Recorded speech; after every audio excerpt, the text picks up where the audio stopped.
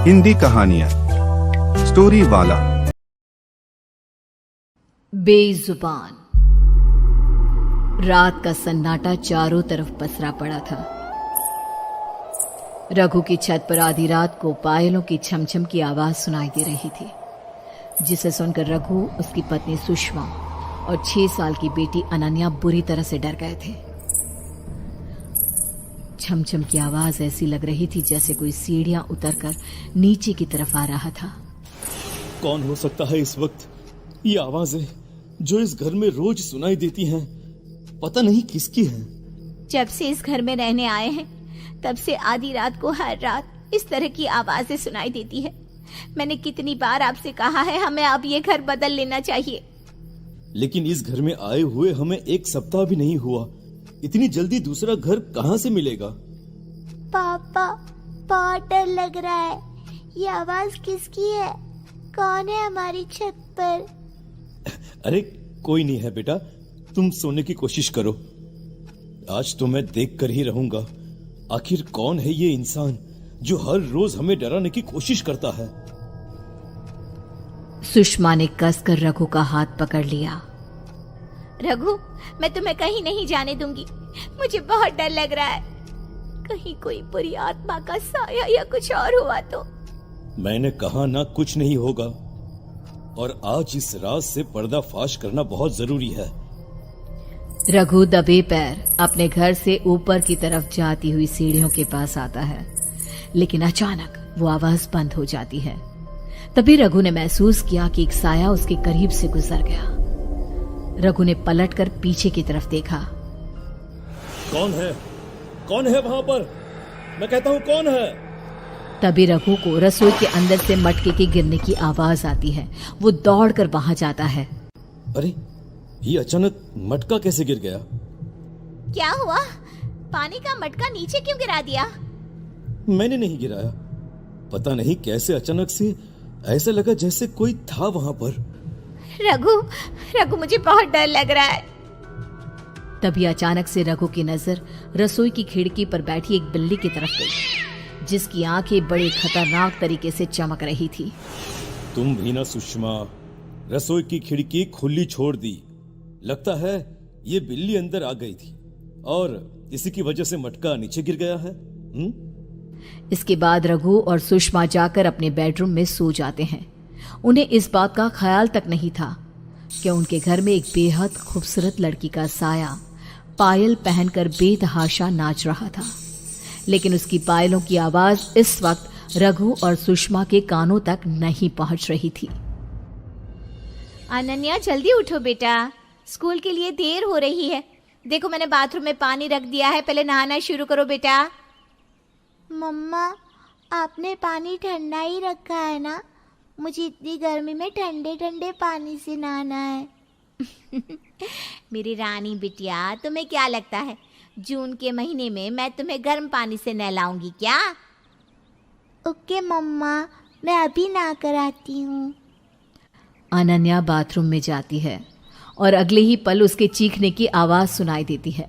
रघु और सुषमा बाथरूम में दौड़कर जाते हैं और उन्होंने देखा कि अनन्या का पूरा शरीर जल गया था। उसके शरीर पर फफोले पड़ चुके थे। ये क्या हुआ मेरी बेटी? ऐसे कैसे जल गई? अरे सुषमा, ये तुमने क्या किया? अनन्या के नहाने के टब में ये खोलता हुआ पानी भर दिया। वो नादान बच्ची उस टब में उतर गई और देखो उसका क्या हाल हुआ है। मेरा यकीन करो रघु, मैंने गीजर ऑन तक नहीं किया था।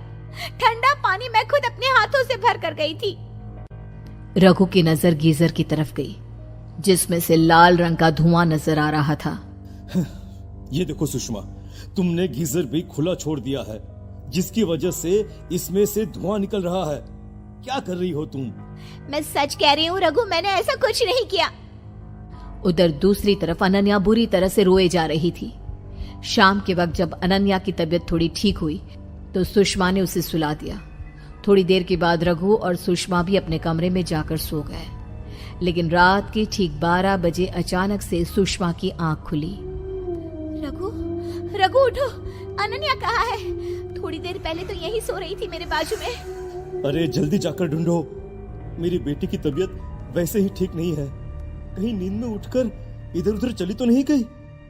रघु और सुषमा अनन्या को ढूंढने के लिए पूरे घर में यहां वहां भागते हैं, लेकिन उन्हें अनन्या कहीं नजर नहीं आती।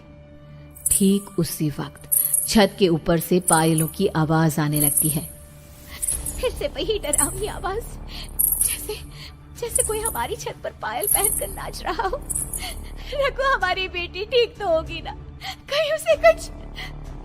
मेरे साथ छत पर चलो सुषमा, मुझे लगता है हमारी बेटी खतरे में है, हमें जाकर देखना होगा, चलो।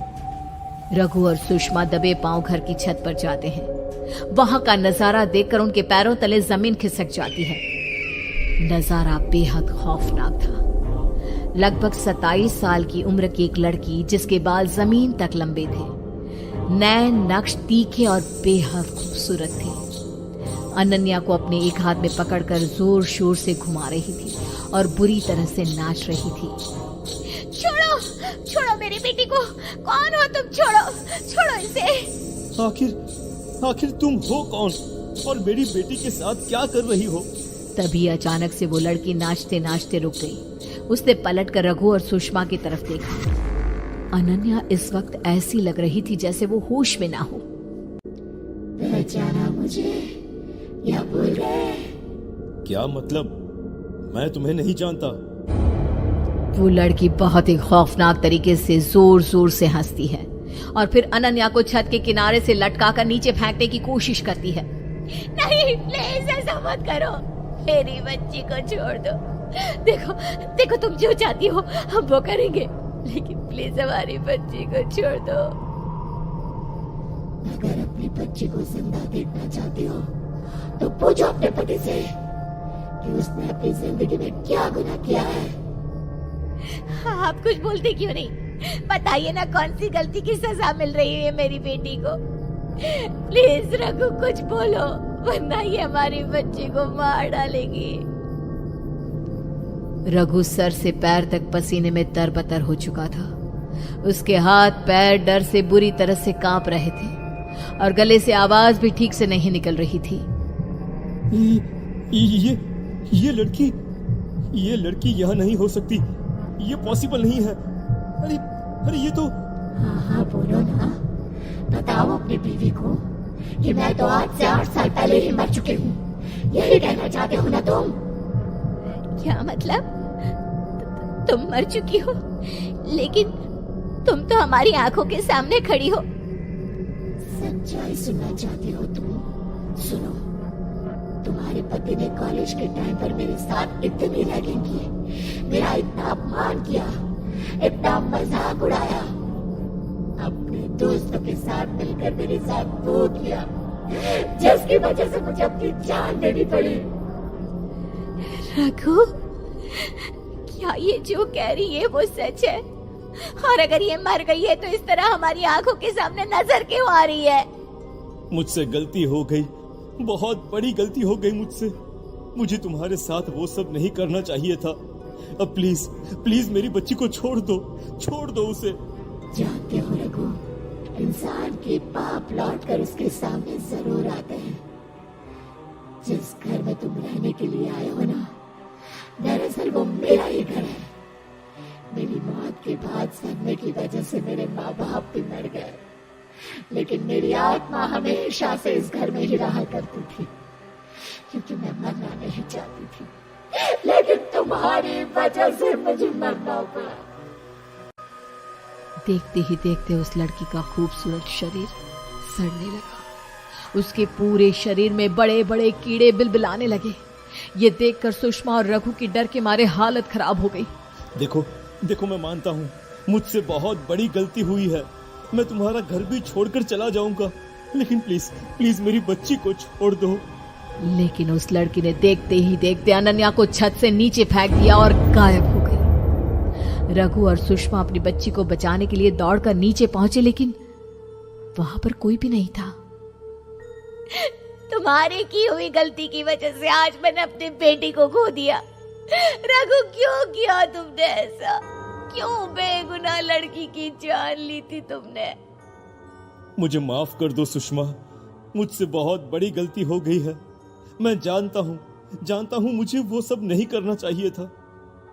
उसके बाद रघु सुषमा को घर के अंदर ले जाता है, लेकिन ये देखकर उन दोनों के होश उड़ जाते हैं कि अनन्या तो अपनी जगह पर सोई हुई थी। इसका मतलब उसने हमारी बच्ची को छोड़ दिया। हमारी बच्ची ठीक है। सुषमा प्यार से अपनी बेटी के सर पर हाथ फैलाने लगती है, लेकिन अनन्या की आंखें अजीब तरीके से चमक रही थी और वो खौफनाक तरीके से एकटक खिड़की की तरफ देख रही थी, जहां पर उस लड़की का साया खड़ा मुस्कुरा रहा था, जिसे देख अनन्या भी अजीब खौफनाक तरीके से मुस्कुराने लगी।